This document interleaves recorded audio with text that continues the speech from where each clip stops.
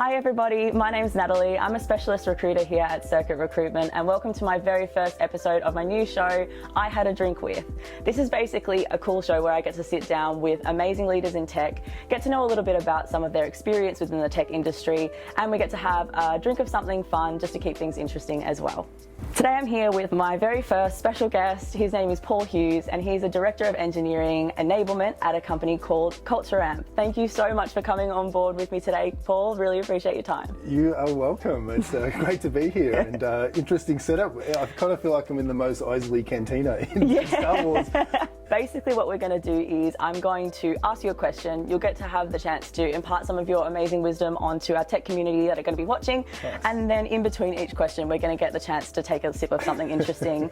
Now, they might look innocent, but I have been able to source some pretty interesting flavors. I think that we're going to have a fun and strange time. I'm intrigued and just slightly nervous. Amazing. So you've had a really long and great career in tech leadership so far. Can you talk me through how you've progressed through your career and how you've ended up where you are today?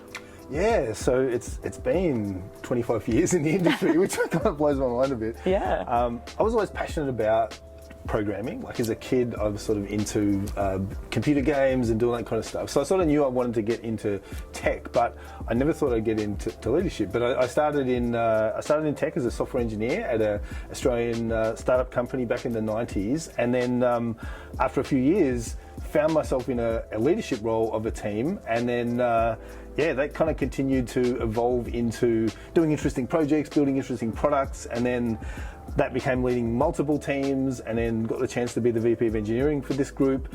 And it just had this like really extraordinary journey where a company like grew pretty significantly. We got acquired by a larger tech company, so I got to experience that whole kind of thing. And I've just had opportunity to lead different things over a long period of time. And then about three and a half years ago, I made the move to Culture Amp, where I'm at now, and really wanted to contribute to like a mission that's going to make the world better, make the world work better. And so I'm currently leading engineering enablement at Culture Amp. Awesome, that sounds absolutely fantastic. So I'm easing you in with something very, very well known. So okay, cheers. I'm sure you'll enjoy this one. Any guesses? I'm guessing Coca-Cola. Pretty straightforward first stop. Wow. That actually leads me into my next question, which is what actually drew you to leadership in the first place, and what keeps you passionate about being a leader in tech? That's a really interesting question, because I actually was almost repelled by leadership initially. Like I said to my parents when I was at uni, I'm going to do hands-on software development my whole life. Mark my words, I'm never going to go into leadership and management, because I perceived there was a lot of responsibility and pressure with those kind of roles. So I actually didn't want to be a leader. And then the opportunity just kind of presented itself, and it was at the right thing at the right time, and I sort of stepped into it. And again, it was a unexpected transition. It was actually a pretty challenging transition, and a bunch of things I went through. But over time, I've just grown to love the idea of helping people. And as a leader, you have this privilege where you've got people that are in your team and people you're working with, and you can have a massive impact on the lives of those people. You can make work a place where people thrive. You can make work a place where people can rise to their full potential. And that has like impact, not just inside of work, but outside of work. Like that impacts people's whole lives. And that's what really keeps me motivated, just like making a difference for the people that I work with. You can really tell that you are passionate about it. It comes off in the way that you speak about it. So it's really, really cool to hear about that. And with that, I guess we can try our next one. I'm actually pretty nervous about. I haven't tried any of these, and I'm not going to lie, I'm a little bit nervous about this one. And that is an interesting smell. Yeah, it's not as bad as I was expecting it to be, actually. It's very savoury, like savoury for a soft drink. It's a bit chemically as well. Chemically, a little bit. That aftertaste. Now I'm getting the full experience. Full flavour of it. Close. It's bacon. Supposedly bacon. Bacon soft drink. So what do you think are the biggest pillars to success for a leader in technology? Yeah, and I have some really clear opinions on this. And I think for a leader in tech, and actually for a leader in anything, there's a foundational thing that I really believe is like at the absolute core of what makes really great and effective leadership. And I think there's a lot of things that build up on top of that. So that foundation, I believe, is love, is unconditional love of people. Actually going, I'm going to make my single most highest priority to value every single person and do everything I can possibly do to support those people in good times, in challenging times. That's like this foundation. That's like, if that's really solid, everything else builds on top of that, and you'll find your way through anything if that's there. And then some of those pillars on top of it, I think leadership, if you boil it down, is about, you've got a mission that's there to be achieved. Like there's something that you're setting out to do that's got meaning you're trying to achieve, and there's a bunch of people that you're all trying to achieve it together. So being skilled in how to lead a mission, how to set vision, how to have clear strategy, how to kind of focus on the most important things to execute on to get to that mission. That's one sort of pillar of being a leader, because you need to find a way to get to the thing that you're trying to get to. And then the second one is like all the people skills that go into helping your team thrive, and like coaching skills and being able to help ask good questions, help someone figure out what they want to do and achieve, and a whole bunch of related things. Like they're kind of like those two pillars, I think, that sit on top of it. And then maybe like for some roles, like your tech skills and your experience with technology and architecture, depending on your leadership role in a tech company, that can also be like a kind of key pillar as well. Awesome. That's fantastic. I couldn't stop smiling throughout that answer. I love that you're bringing all of that back to love of people. It's something that I can really relate to with my experience with recruitment as well, which is fantastic. I think this one will probably be a little bit nicer than the last. Looks a bit more appealing. It smells a lot more appealing. It's almost like a creamy soda with a strange difference. Vanilla creamy thing. It's coffee cake. I don't actually drink coffee, and I don't normally like the taste of coffee, so that's really, wow. That's got like a bit of a latte vibe to it. So Paul, when we first met, you talked to me about something that you've started up called the Love Your Team. Can you tell me a little bit more about that and elaborate on what you're trying to achieve there? It kind of ties into what we were just saying about that foundation of leadership being unconditional love of people. Over a long time, like the company I was at before I joined Culture Amp, I was there for 22 years with the same team, the same growing team through lots of different kind of complexities and challenges.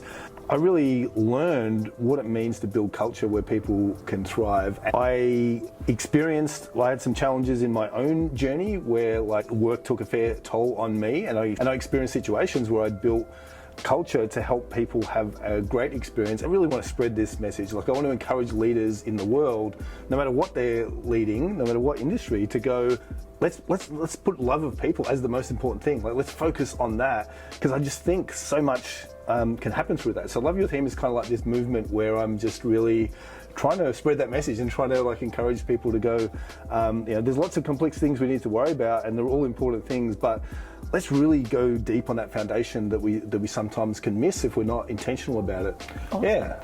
Fantastic. That sounds amazing. It doesn't smell fantastic, so well, with that, let's be courageous. Well, that's full on. No. It's like tastes like there's cream in it. Mayo or something in. Yes. Well, you're not too far off. It's ranch. Ranch. I don't even like ranch dressing or mayonnaise normally, so it's just like, this is my kryptonite right there. Yeah. So I love this question. It's a question that I think I'm going to ask absolutely everybody who sits in this spot that you're in right now. Can you tell me about a time that struck you down but ended up being the biggest blessing in disguise for you? Yeah, that is a powerful question. And that early stage I mentioned earlier in my leadership journey, without a doubt, is that for me. Like I'd been worried about the stress and pressure of a leadership role. I went into a role and I felt that. I kind of felt so much weight on my shoulders, and I didn't really share it with a lot of people but at the time, but I was really, really struggling and really anxious. I was like waking up in the middle of the night, just like dreading facing the things that all the complexities I needed to go through. And ultimately I lost my health for a couple of years. I had this chronic fatigue and like really, really hit a pretty rock bottom place. But kind of long story short, I got the chance to come back from that, and I got the vitality of life back, which was this gift that I thought I had lost maybe forever, and it was kind of back. And then I just it really gave me that heart for wanting to help people, and it really shaped me into the leader I am today, because I really want to make a difference where people can have like amazing experiences. So yeah, what felt like just an excruciating time in hindsight worked to send me on a direction I probably wouldn't have taken otherwise. That sounds amazing. I loved asking that question because it gives people to open up about something that's really hard, that then like really fuels them in their present, which I absolutely love hearing that, you know, you use that horrible time to turn around and actually let it fuel the way that you treat other people now. It's really, really cool. So thanks. That's fantastic. And with that, we'll go on to this. This is probably the most intimidating looking one, but I think it'll be all right. It's a nice lime green. Ooh, the smell is very limey. It is. It's quite fruity. This one's really nice. Yeah, it is quite nice. I quite like this one. Some kind of fruit. Like, I mean, I'm still sticking maybe a bit of lime. It's almost like a lime. You've nailed it there. Is it? You've nailed it. Key lime pie. Key lime pie. Another very American flavour that I've never tasted an actual key lime pie before. Key lime pie is beautiful. It's kind of like lemon meringue, but like with lime. So I'm going to spring this one on you. This is our last round of questions. Yeah. This is actually going to be just a little rapid fire round, just a little bit of something fun. First thing that comes to your mind, just go for it. I'm really interested to hear some of your answers, all right? So we'll get started. First one is, what is your favourite cuisine? Favorite cuisine, I would say pizza, but protein shakes as well.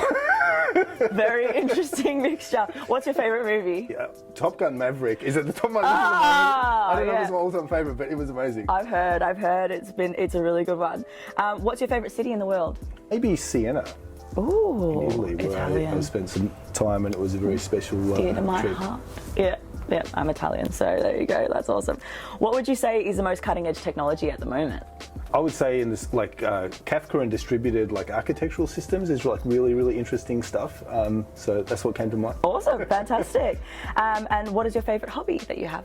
Favorite hobby would be just exercising, running, like triathlon, hiking, just sometimes getting into extreme endurance things that are way beyond what I can do. Can't relate whatsoever, but I'm more into the pizza, your first answer, but yeah. Fantastic. Well, look, with that, we'll end it off with our very last drink. All right. I'm excited for this one. I think it will be quite nice. I think that the smell's self-explanatory. Well, this one's got me confused, but it's nice, but my mind is drawing a blank. Yeah, it is actually quite nice, but I think because it tastes like two distinctly different things put together, that's probably what's throwing you off. Because you can taste the strawberries and you can also taste the cream. Oh, it's strawberries. Like strawberry cheesecake. Strawberry cheesecake. I was gonna go with like tomatoes and sugar. We were not on the same wavelength about the flavour of that. But do you know what's funny? I'd love to like erase my memory of what all of these are and then re-drink them and see whether I'd be able to pick them, because I'm not gonna lie, they are not that easy to pick. The flavours are kind of strange. I think so, but they're it's certainly like opened my taste buds to a whole new dimension. Fantastic. I'll send you the link. You can have some. You can purchase some later on. My kids would love this. Well, that concludes my questions. Paul, thank you so much for being my amazing first guest. I've absolutely enjoyed every single minute of it. Thank you so much for your time. Oh, it's been a pleasure. Thank you. I've enjoyed myself. That's great to hear. Thank you. Thank you so much for watching. I hope you enjoyed this video. If you'd like to connect to Paul, I'm going to leave his LinkedIn in the video description. And if you'd like to reach out to me for a chat about the market, I'd love to hear from you. Feel free to reach out on LinkedIn or any other platform. Thanks so much once again for watching. Hopefully see you next time.